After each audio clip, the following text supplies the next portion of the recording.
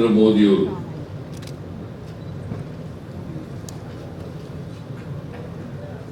ಭಾರತದಲ್ಲಿ ಕಾಂಗ್ರೆಸ್ನವರು ಏನು ಮಾಡಿಲ್ಲ, ಯಾವ್ದಾದ್ರು ಒಂದು ಹೊಸ ಅಣೆಕಟ್ಟು ಕಟ್ಟಿದಾರ? ನರೇಂದ್ರ ಮೋದಿ ಅವರು 10 ವರ್ಷ ಆಯ್ತು ಪ್ರಧಾನಮಂತ್ರಿ, ಒಂದೇ ಒಂದು ಅಣೆಕಟ್ಟು, ಒಂದು ಪಬ್ಲಿಕ್ ಸೆಕ್ಟರ್ ನಲ್ಲಿ ಒಂದು ಕೈಗಾರಿಕೆ ಮಾಡಿದಾರ? ಇವರು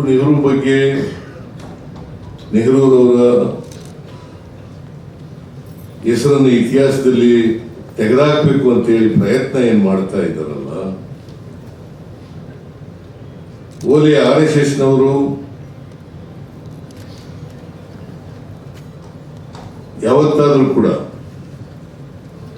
ಸ್ವಾತಂತ್ರ್ಯ ಹೋರಾಟದಲ್ಲಿ ಭಾಗವಹಿಸಿದ್ರ? 1925ನೇ ಇಸ್ವಿನಲ್ಲಿ RSS ಪ್ರಾರಂಭ ಆಯಿತು. 1925 1942ರಲ್ಲಿ ಕ್ವಿಟ್ ಇಂಡಿಯಾ ಮೂವ್ಮೆಂಟ್ ಆಯಿತು. ಮಹಾತ್ಮ ಗಾಂಧೀಜಿಯವರು ಬ್ರಿಟಿಷರೇ ಈ ದೇಶವನ್ನು ಬಿಟ್ಟು ತೊಲಗಿ ಅಂತ ಕರೆ ಕೊಟ್ಟರು. ಇವರು ಯಾವತ್ತಾದ್ರೂ ಕೂಡ ಬ್ರಿಟಿಷ್ನವ್ರ ವಿರುದ್ಧ ಹೋರಾಟ ಮಾಡಿದ್ರ? ಯಾವತ್ತೂ ಮಾಡಿಲ್ಲ. ನರೇಂದ್ರ ಮೋದಿ ಅವರೇನೋ ಸ್ವಾತಂತ್ರ್ಯ ಬಂದ ಮೇಲೆ ಹುಟ್ಟಿರೋರು, ಅದಕ್ಕಿಂತ ಹಿಂದೆ ಇದ್ರಲ್ಲ ಹೆಡ್ಗೇವಾರು, ಗುರೂಜಿ, ಇವರೆಲ್ಲ ಇದ್ರಲ್ಲ, ಸಾವರ್ಕರ್, ಇವರೆಲ್ಲ ಇದ್ರಲ್ಲ. ಯಾವತ್ತಾರು ಸ್ವಾತಂತ್ರ್ಯ ಹೋರಾಟದಲ್ಲಿ ಪಾಲ್ಗೊಂಡಿರ್ತಕ್ಕಂಥದ್ದು ಬಹಳ ದೇಶಭಕ್ತಿ ಬಗ್ಗೆ ಬಹಳ ಮಾತಾಡ್ತಾರೆ. ದೇಶಭಕ್ತಿ ಬಗ್ಗೆ ಬಹಳ ಮಾತಾಡ್ತಾರೆ. ಇವರೆಲ್ಲರೂ ಕೂಡ 1942 ಕ್ವಿಟ್ ಇಂಡಿಯಾ ಮೂವ್ಮೆಂಟ್ ನಲ್ಲಿ ಬ್ರಿಟಿಷ್ನವ್ರ ಜೊತೆ ಇದ್ರು. ಬ್ರಿಟಿಷ್ನವ್ರಿಗೆ ಸಹಾಯ ಮಾಡ್ಕೊಂಡಿದ್ದಂಥವ್ರು.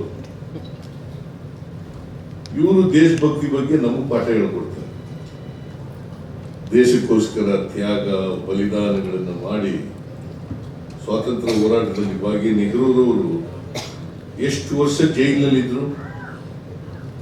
ಎಷ್ಟು ವರ್ಷ ಯಾರಿಗೋಸ್ಕರ ಜೈಲಿನಲ್ಲಿದ್ರು?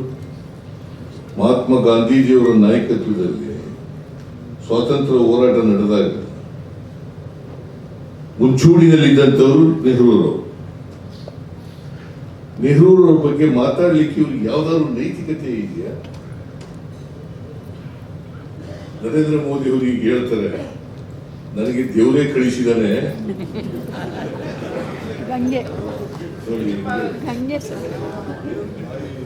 ವಿಪರ್ಯಾಸ ದೇವರೇ ಕಳಿಸಿದಾನೆ. 1947ರವರೆಗೆ ವಿಕಸಿತ ಭಾರತವನ್ನು ಮಾಡಲಿಕ್ಕೆ ದೇವರು ಕಳಿಸಿದ್ದಾರೆ.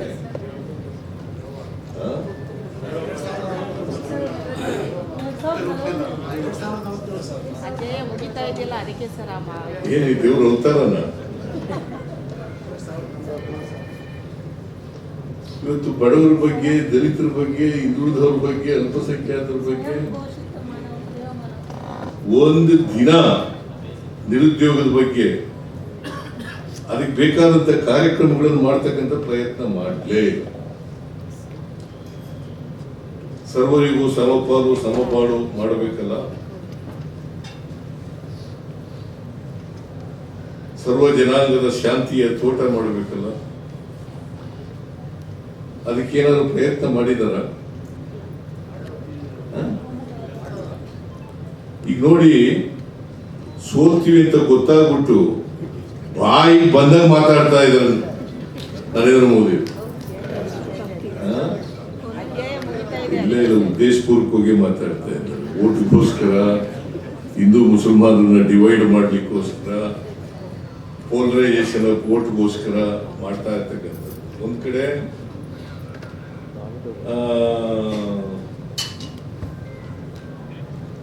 ಇವ್ರನ್ನ ಮಾಧ್ಯಮದವ್ರ ಜೊತೆ ಮೀಟಿಂಗ್ ಮಾಡಿದಾಗ ನಾನು ಎಲ್ಲ ಜನರ ಪರವಾಗಿರ್ತೀನಿ ಅಂತ ಹೇಳ್ತಾರೆ. ಚುನಾವಣಾ ಭಾಷಣಗಳಲ್ಲಿ ಹೇಳ್ತಾರೆ, ಮುಸಲ್ಮಾನರ ವಿರುದ್ಧವಾಗಿ ಮಾತಾಡ್ತಾರೆ. ನಾನು ಮುಸಲ್ಮಾನರ ಪರವಾಗಿರ್ತೀನಿ ಅಂತ ಹೇಳೋದು ಒಂದ್ ಕಡೆ, ಇನ್ನೊಂದು ಕಡೆ ಮುಸಲ್ಮಾನರ ವಿರುದ್ಧವಾಗಿ ಮಾತಾಡ್ತಾರೆ. ಅವರಿಗೆ ಈ ಚುನಾವಣೆಯಲ್ಲಿ ಸೋಲ್ತೀವಿ ಅಂತಕ್ಕಂಥದ್ದು ಖಾತ್ರಿಯಾಗುತ್ತದೆ.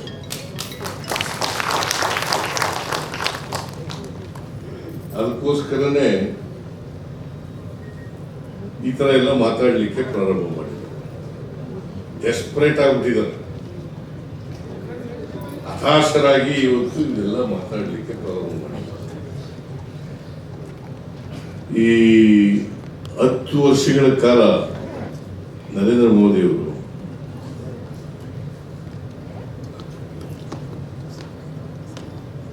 ಅವರು ಏನ್ ಹೇಳಿದ್ರು ಒಂದು ಕೂಡ ಮಾಡಲಿಲ್ಲ.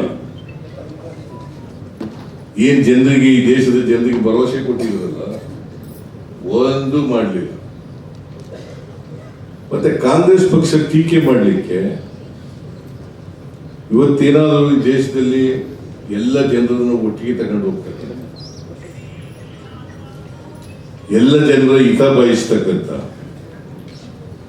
ಸಮಾಜ ನಿರ್ಮಾಣ ಮಾಡ್ತಕ್ಕಂಥ, ಎಲ್ರಿಗೂ ಸಮಾನ ಅವಕಾಶಗಳನ್ನ ಕಲ್ಪಿಸ್ಕೊಡ್ತಕ್ಕಂಥ, ಸಂವಿಧಾನದ ಬಗ್ಗೆ ಗೌರವ ಇರ್ತಕ್ಕಂಥ, ಸಂವಿಧಾನದ ರೀತಿಯ ಸರ್ಕಾರ ನಡೆಸ್ತಕ್ಕಂಥ, ಪ್ರಜಾಪ್ರಭುತ್ವದ ರೀತಿಯಲ್ಲಿ ಸರ್ಕಾರ ನಡೆಸ್ತಕ್ಕಂಥ ಯಾವುದಾದ್ರು ಪಕ್ಷ ಇದ್ರೆ ಅದು ಕಾಂಗ್ರೆಸ್ ಪಕ್ಷ ಮಾತ್ರ ಅಂತಕ್ಕಂಥದ್ದನ್ನು ಮರೆಯಬೇಕು.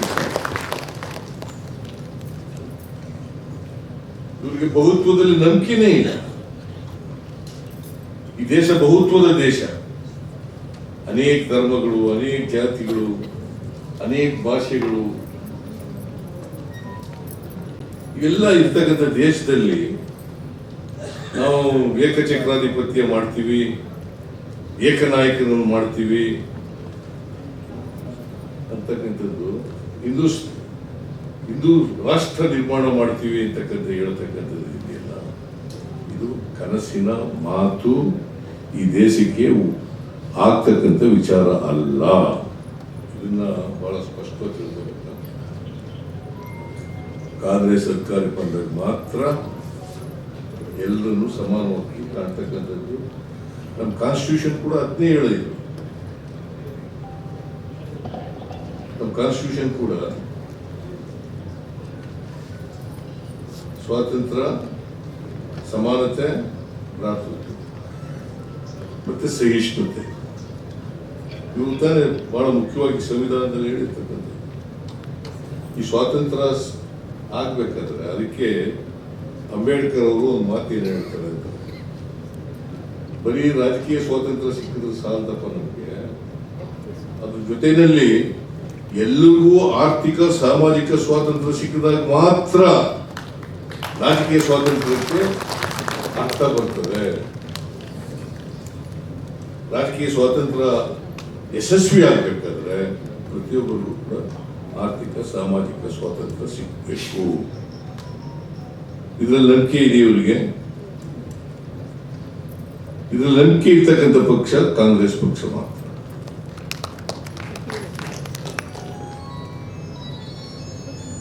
ಸೊ ಅದಕ್ಕೋಸ್ಕರನೇ ನಮ್ಮ ಸರ್ಕಾರ ಎಲ್ಲರಿಗೂ ಆರ್ಥಿಕವಾಗಿ ಸಾಮಾಜಿಕವಾಗಿ ಶಕ್ತಿ ಕೊಡ್ತಕ್ಕಂಥ ಕೆಲಸ ಮಾಡ್ತಾ ಇದೆ. 2013ರಿಂದ 2018 ಅದಕ್ಕಿಂತ ಹಿಂದೆ ನೆಹರೂರವರ ಕಾಲದಲ್ಲಿ ಇರ್ಬೋದು, ಇಂದಿರಾ ಗಾಂಧಿ ಅವರ ಕಾಲ ಇರ್ಬೋದು, ರಾಜೀವ್ ಗಾಂಧಿ ಕಾಲ ಇರ್ಬೋದು, ಸಮಾನತೆಯ ಕಡೆಗೆ ತಗೊಂಡು ಹೋಗ್ತಕ್ಕಂಥ ಯಾವುದಾದ್ರೂ ಪಕ್ಷ ಇದ್ರೆ ಅದು ಕಾಂಗ್ರೆಸ್ ಪಕ್ಷ ಮಾತ್ರ. ನೆಹರು ಅವತ್ತು ಪ್ರಧಾನಮಂತ್ರಿ ಆದಾಗ, ಸ್ವತಂತ್ರ ಭಾರತದ ಮೊದಲನೇ ಪ್ರಧಾನಮಂತ್ರಿ ಆದಾಗ ಏನ್ ಪರಿಸ್ಥಿತಿ ಇತ್ತು ದೇಶದಲ್ಲಿ, ಅವರು ಲ್ಯಾಂಡ್ ರಿಫಾರ್ಮ್ಸ್ ಆಕ್ಟ್ ನ ಇದು ಮಾಡಿದಾಗ ಜಡ್ಜಸ್ಗಳನ್ನ ಬೈಯಕ್ಕೂನಿಲ್ಲ, ಸಂವಿಧಾನಕ್ಕೆ ತಿದ್ದುಪಡಿ ತಗೊಬಂದು ಲ್ಯಾಂಡ್ ರಿಫಾರ್ಮ್ಸ್ ಆಕ್ಟ್ ನ ಮಾಡ್ತಕ್ಕಂಥ ಕೆಲಸವನ್ನು ಮಾಡಿ, ಭೂಮಿ ಹಂಚಿಕೆ, ಉಳುವವನೇ ಭೂಮಿ ಒಡೆಯ, ಇವರು ಅದಕ್ಕೆ ತದ್ವಿರುದ್ಧವಾಗಿ ನಿರ್ಣಯಗಳನ್ನು ಮಾಡ್ತಾರೆ. ಬಿಜೆಪಿ ಸರ್ಕಾರ ಇರುವಾಗ ಅದಕ್ಕೆ ತದ್ವಿರುದ್ಧವಾದ ನಿರ್ಣಯಗಳನ್ನು ಮಾಡ್ತಾರೆ. ನರೇಂದ್ರ ಮೋದಿಯವರು ನೀವು ನೋಡಿ, ಒಂದೇ ಒಂದು ಹೊಸ ಕೈಗಾರಿಕೆ ಮಾಡ್ತಕ್ಕಂಥದ್ದಾಗಲಿ, ಹೊಸ ಅಣೆಕಟ್ಟು ಕಟ್ತಕ್ಕಂಥದ್ದಾಗಲಿ ಮಾಡಿದಾರ? ಯಾವ್ದಾರು 10 ವರ್ಷಗಳಲ್ಲಿ ಒಂದು ಅಣೆಕಟ್ಟು ಕಟ್ಟಲಿಲ್ಲ, ಒಂದು ಹೊಸ ಕೈಗಾರಿಕೆಯನ್ನು ಮಾಡಲಿಲ್ಲ. ಅದರ ಬದಲಾಗಿ ಎಲ್ಲ ಮಾರಾಟ ಮಾಡ್ತಕ್ಕಂಥ ಅವನ್ನೆಲ್ಲ ನಿಲ್ಲಿಸ್ತಕ್ಕಂಥ ಕೆಲಸವನ್ನು ಮಾಡಲಿಕ್ಕೆ ಮತ್ತೆ ದೇಶ ಆರ್ಥಿಕವಾಗಿ ಸಾಮಾಜಿಕವಾಗಿ ವಿಕಾಸ ಆಗಬೇಕು, ವಿಕಸಿತ ಭಾರತ ಅಂತ ಹೇಳೋದಿದೆಯಲ್ಲ, ಅದು ಜನಗಳಿಗೆ ತಪ್ಪುದಾರಿಗೆ ಎಳಿತಕ್ಕಂಥ ಪ್ರಯತ್ನವೇ ಹೊರತು ವಿಕಸಿತ ಭಾರತ ಆಗಬಾರ್ದು. ಅವರ ಇಡನ್ ಅಜೆಂಡಾ ಹಿಂದೂ ರಾಷ್ಟ್ರ ಆಗಬೇಕು ಅಂತಕ್ಕಂಥದ್ದು. ಹಿಂದೂ ರಾಷ್ಟ್ರ, ಈ ದೇಶ ಹಿಂದೂ ರಾಷ್ಟ್ರ ಮಾಡ್ಲಿಕ್ಕೆ ಸಾಧ್ಯ ಆಗಲ್ಲ. ಎಲ್ಲರ ದೇಶ ಇದೆ, ಬಹುತ್ವದ ದೇಶ ಇದೆ. ಅದರಿಂದ ನಾವು ಬಹುತ್ವದಲ್ಲಿ ನಂಬಿಕೆ ಇಟ್ಕೊಂಡು ರಾಷ್ಟ್ರನ ಅಭಿವೃದ್ಧಿ ಮಾಡ್ತಕ್ಕಂಥ ಕೆಲಸ. ಅದಕ್ಕಾಗಿ ಇವತ್ತು ನಮ್ಮ ಸಂವಿಧಾನ ಉಳಿಬೇಕು, ಯಾವತ್ತು ನೆಹರೂರವರು ವಿರೋಧ ಮಾಡಿದವರನ್ನ ದ್ವೇಷಿಸಲಿಲ್ಲ, ಅದರ ಬದಲಿಗೆ ಅವ್ರನ್ನ ಇನ್ನೂ ಹೆಚ್ಚು ಪ್ರೀತಿಸ್ತಾ ಇದ್ರು, ಗೌರವದಿಂದ ಕಾಣ್ತಾ ಇದ್ರು. ನಿಮ್ಗೆಲ್ಲ ನೋಡಿರ್ಬೇಕು, ಪಾರ್ಲಿಮೆಂಟ್ ನಲ್ಲಿ ಲೋಹಿಯಾ ಅವರು ಬಹಳ ಕಟುವಾಗಿ ಟೀಕೆ ಮಾಡೋರು,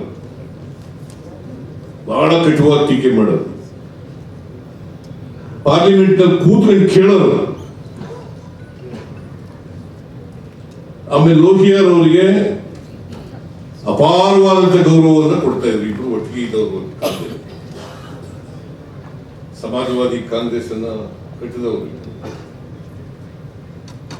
ಲೋಹಿಯಾ ಅವರು ಸಮಾಜವಾದದಲ್ಲಿ ನಂಬಿಕೆ ಇಟ್ಕೊಂಡಿದ್ದವರು, ನೆಹರೂರವರು ಕೂಡ ಸಮಾಜವಾದದಲ್ಲಿ.